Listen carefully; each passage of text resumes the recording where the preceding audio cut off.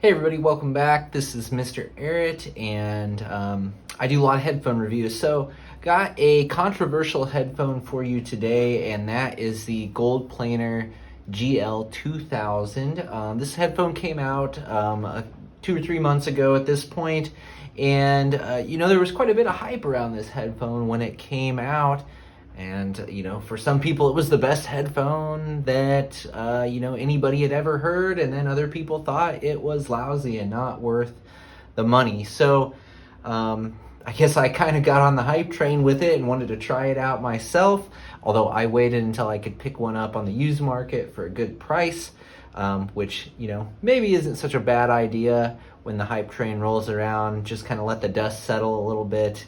And then maybe you can pick up a good deal for somebody that jumped on it too early and then didn't end up happy with their purchase. So I'm going to give you my honest impressions of the Gold Planar GL2000, and we will talk about how it sounds, how it's built, if it's worth getting hyped up about, or if it's just kind of So let's dig right into what you get with the headphone.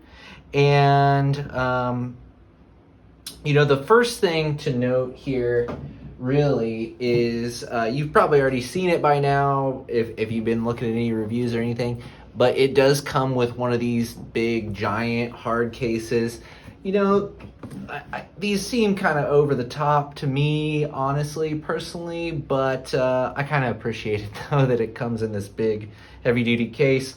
Comes with a little pouch for carrying your cable in, I guess. And on top of that, it comes with 2 sets of pads. It comes with a kind of like perforated hybrid set, which has these kind of interesting D-shaped cups on them. And I guess these are kind of different from model to model. Like the earlier models had oval hybrid pads, and then the later ones had these kind of D ear-shaped pads on them.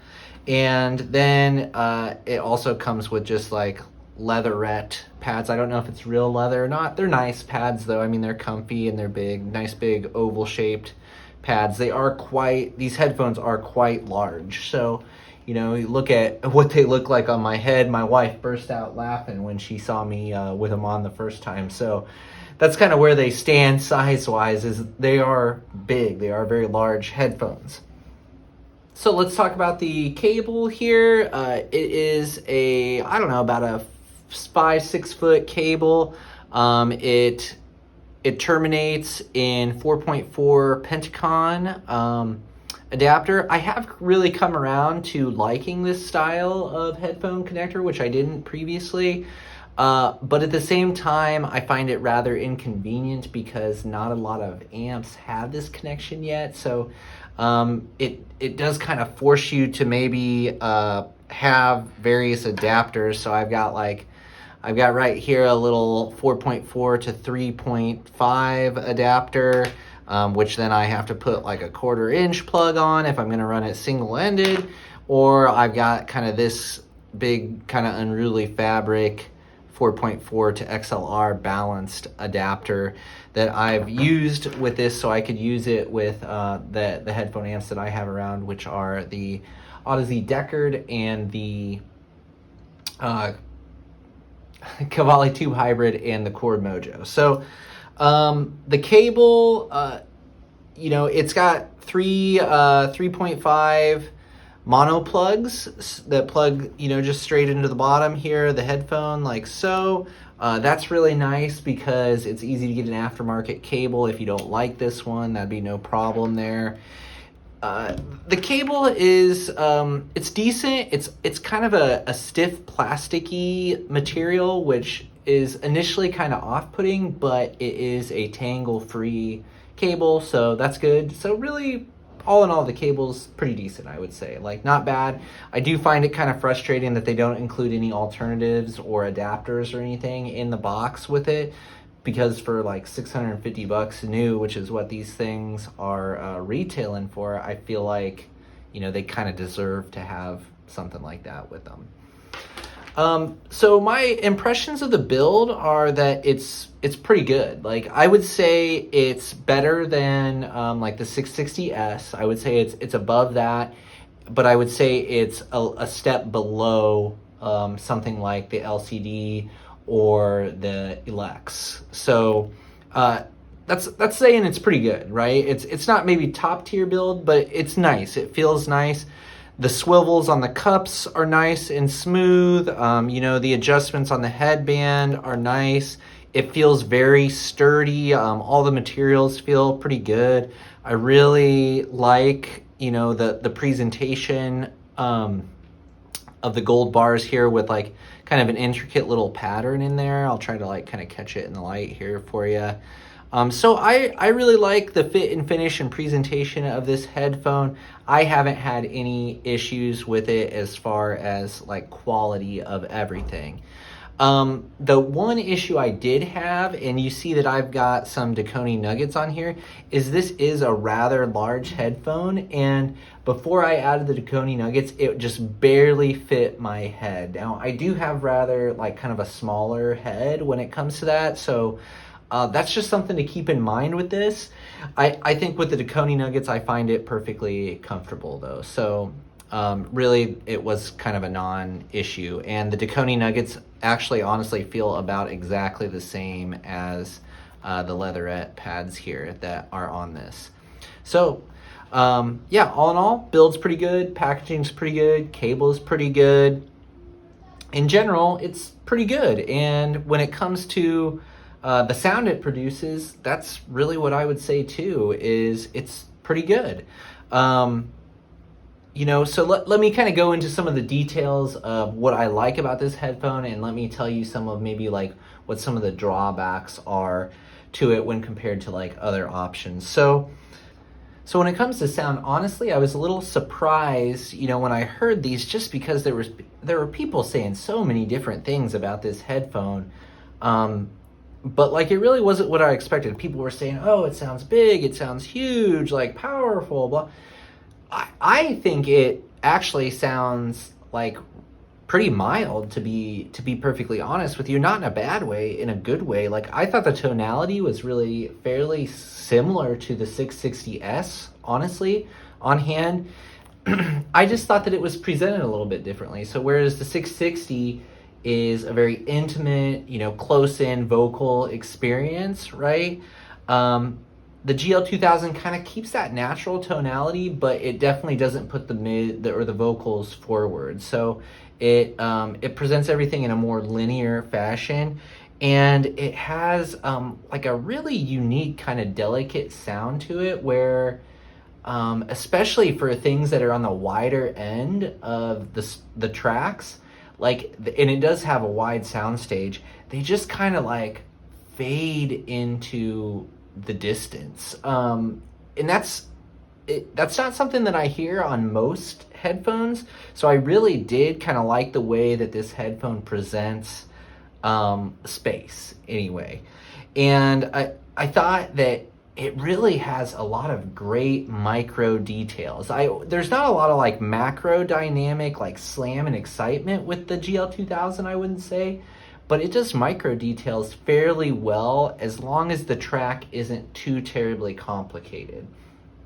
I thought that the major drawback to this headphone was the driver feels and sounds a little slow to me. So for the type of music that I like to listen to, which is mainly like acoustic folk music type stuff at the moment anyway, I thought for that this was really good, but at the same time there would be some instances where songs would get a little busy and would have a little bit of bass, and I thought that the bass usually is presented pretty clean on the GL2000. It's definitely not overdone or anything like that, but I thought when songs got really complicated, I could hear the sluggishness of the driver, and it wouldn't keep things as clean as separated as it usually did at a normal kind of pace of the song.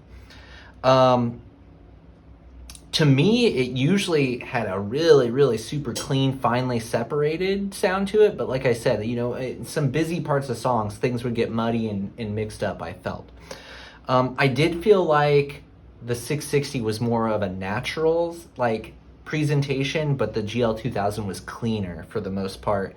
But the 660 also wouldn't have the problem where it would get like muddy during busy portions of a track. So if I'm just looking at my notes down here and thinking about some specific tracks that I want to mention to you. Again, I did most of my comparisons of the GL2000 versus the Focal Alex and the 660S. So 660S review, I can post that up here real quick. I haven't posted the Alex review yet, but I've got it filmed, so that'll be coming maybe next week after I have a chance to edit it.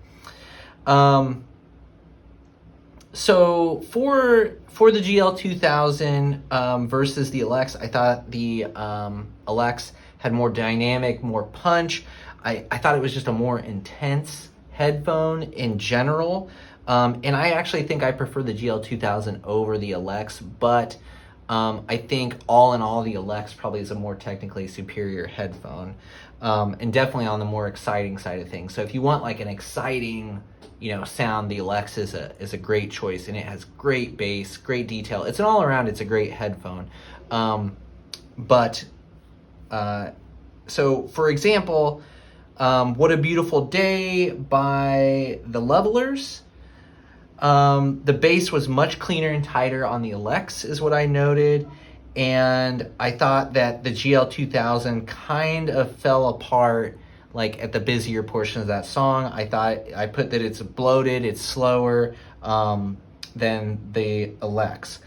But I did note on another song that I listened to, and on several songs actually, that the string plucks and the micro details on some of those middle tones on the GL2000 were just superb. So When I Get My Hands on You, the New Basement Tapes, is one of the tracks that I noted that on. I did note that I thought, that the timbre is good on the GL2000. I think that strings are really, really a strong point of it. I do feel like the bass is just slightly bloated, maybe slightly has a warm tilt to it. This is with the leatherette pads too. This is all these first impressions here are with the leatherette pads, and we'll talk what the hybrid pads do a little bit differently here in a moment. I did say that, like, while most of the time I really enjoy the GL2000, I do feel like sometimes it just sounds a little like wonky or weird, like the imaging or the frequencies just get presented a little bit incorrectly, which makes some songs sound like totally off. One of these songs was In the Wind by Lord Huron. I just said it was kind of a muddy mess. It just didn't sound right. It just didn't come off, clean and musical the way that song should have. They sound very open, very large as far as like stage. I didn't feel like they sounded like a big sound though, not for me personally. Again, I noted just how great it is that some of those details just kind of dissolve like out into the distance, and there doesn't seem to be like an edge to the sound stage, which is really cool to experience. I did say that I feel like a lot of times it's a really, really clean sound, almost unnaturally clean. But that's strange because then, like I said, like sometimes it turns into a muddy mess. So it's a little bit of a hit and miss thing with that, which is odd. It presents, I put a note here that I feel like it presents music like cleanly, but I don't feel like it has the same personality that like the LCD2 has or the Alex has or the 660 has. Like it's just kind of this is the music headphone. Normally it sounds pretty good. None of the frequencies are out of line with any of the other ones most of the time. Most of the time it just sounds like a good, clean, wide headphone is really what it comes down to. That's if it's getting enough power. I did try it on the Mojo and did not feel like that had enough juice to power this properly. I felt like then it turned a little bit harder, a little bit sharper, and I didn't like it as much on the Mojo as I did on the Cavalli Tube Hybrid or the Odyssey Deckard, and both those amps have, plenty of power to push it. So switching to the hybrid pads, I felt like the sound became like a little more delicate, maybe a little more clarity came through, a little bit less warmth to it. Again, I note the ability of things to just disappear off into the distance. So that's kind of a trend here of things that I noticed. So with the hybrid pads, I'd say you're trading a little bit of warmth for a little more top end clarity. I think I had the preference of using the leatherette pads. I like that little bit warmer tilt to it. I also thought that maybe was a little more even presentation, but I could see how somebody would really like the hybrid pads as well. I also found that just the leather pads to me feel nicer, felt more comfortable. The hybrid pads, the materials just don't feel as nice. They feel a little bit cheaper to me, and I just didn't like that experience as much. But I did feel like one thing that I noticed with the GL2000 is that maybe it has like some sort of like peak around like the upper mid section. So maybe about like the 1K, frequency range, because I did feel like sometimes strings could come on like a little bit strong, and that's right about where like the top end of like a guitar frequency would be. So I think there may be like a little peak in there somewhere, and that might have to do with sometimes it's sounding like a little bit off in presentation. But again, that's nothing that shows up like regularly. I would say, like 9 out of 10 songs sound wonderful on the GL2000, but then there'll be that one in there that reveals the slowness or reveals like kind of that little peak there that makes it not quite sound right. But overall, it's an enjoyable listening experience. For me, it was anyway. So let's talk some final thoughts here, really. GL2000, wide, detailed, nice micro detail, wonderful string presentation, very interesting ability to fade things off into the distance and not sound like it just has like an edge to its sound stage. That's probably the most special thing about this, in my opinion. Natural timbre, fairly linear presentation, only shows up issues every now and then.